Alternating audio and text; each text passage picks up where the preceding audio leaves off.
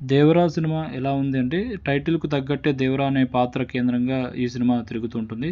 'దేవరా' అనే వీరుడి కథ అని చెప్పొచ్చు. ఎంతో స్కోప్ ఉన్న పాత్ర ఈ 'దేవరా'. ఈ పాత్రకు ఉన్న సీరియస్‌నెస్‌ను స్క్రీన్ మీద కొట్టాల శివ గారు సరిగ్గా ప్రెజెంట్ చేయలేకపోయారని చెప్పొచ్చు. సెకండ్ హాఫ్‌లో వచ్చే 'దేవరా' కొడుకు వర పాత్ర ఏదైతే ఉందో అది మొదట్లో ఎనర్జిటిక్‌గా కనిపించినా కూడా తర్వాత తర్వాత అది బలహీనమైనట్టు స్క్రీన్ ప్లే వల్ల తేలిపోయినట్టు అనిపిస్తుంది. ఇక డ్యూయల్ రోల్‌లో ఎన్టీఆర్ ఎలా నటించారు, మిగతా వాళ్ళు ఏంటి అనేది ఒకసారి చూస్తే, ఎన్టీఆర్ అయితే ఆయన యాక్టింగ్‌లో చెప్పాల్సిన పని లేదు. ఆయన కొట్టిన పిండి. తండ్రి కొడుకులుగా ద్విపాత్రాభినయం చేసిన ఆ పాత్రలను బలహీనంగా చిత్రించడం వల్ల ఎన్టీఆర్ మార్క్ ఈ సినిమాలో కొంచెం మ్యాజిక్ మిస్ అయిందనిపించింది. ఇక ఆయన యాక్షన్ పరంగా అయితే అసలు చెప్పాల్సిన పని లేదు. ఊచకోత కోసి పడేశారు. ఇక సైఫ్ అలీ ఖాన్ ఆయన ఫస్ట్ టైం అంటే 'ఆదిపురుష్'లో ఒకసారి మనకు విలన్‌గా కనిపించారు. కానీ అది స్ట్రెయిట్ తెలుగు సినిమా కాదు. ఇది 'దేవర' ఆయనకు స్ట్రెయిట్ తెలుగు సినిమా అని చెప్పొచ్చు ఫస్ట్ సినిమా. ఆయన పాత్రకు డబ్బింగ్ చెప్పింది ఎవరో కానీ అది సరిగ్గా లిప్ సింక్ అవ్వలేదు. ఇక శ్రీకాంత్ నటన చాలా డీసెంట్‌గా ఉంది. ప్రకాష్ రాజ్ ఆయన స్టోరీకి లీడ్ ఇచ్చే క్యారెక్టర్ అయింది. ఆయన క్యారెక్టర్ కూడా పర్వాలేదు. ఇక జాన్వీ కపూర్ విషయానికొస్తే ఆమెకు తెలుగులో ఇది ఫస్ట్ సినిమా. అందాల భామ శ్రీదేవి కుమార్తెగా ఆమె తెలుగు వాళ్ళకు పరిచయమే. అయితే ఆమె పాత్ర అయితే ఇందులో చాలా తక్కువుందని చెప్పొచ్చు. ఆమె పాత్ర పేరు తంగమ్మ.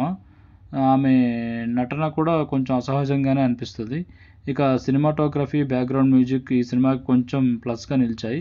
అనిరుద్ మ్యూజిక్ అయితే చాలా బాగా ఎస్టాబ్లిష్ చేసింది హీరోయిజాన్ని గన. పాటలు కూడా సినిమాను నిలబెట్టే స్థాయిలో అయితే లేవనిపిస్తుంది. ఒక ఆయుధ పూజ పాట మాత్రం బాగుంది. చుట్టమల్లె సాంగ్ పెట్టారు కానీ అది పెద్దగా ప్లస్ కాలేదని చెప్పొచ్చు. ఇంకోటి ప్రమోషన్స్ కోసం ముందు రిలీజ్ చేసిన 'దావూదీ' సాంగ్ అయితే ఈ సినిమాలో ఎక్కడా కనిపించదు.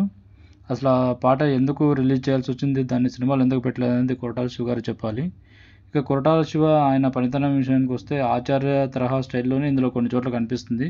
స్టార్ కాస్టింగ్, మాస్ ఎలిమెంట్స్ ఈ ఉన్నా కూడా ఈ కథతో హిట్ కొట్టే ఛాన్స్ ఉన్నా దర్శకుడు దాన్ని సరిగ్గా వాడుకోలేకపోయారనిపించింది. కథ ప్రారంభం నుంచి ముగింపు దాకా ఏ భాగాన్ని కూడా సినిమాకు ప్లస్ అయ్యేలా తీర్చిదిద్దలేకపోయారు.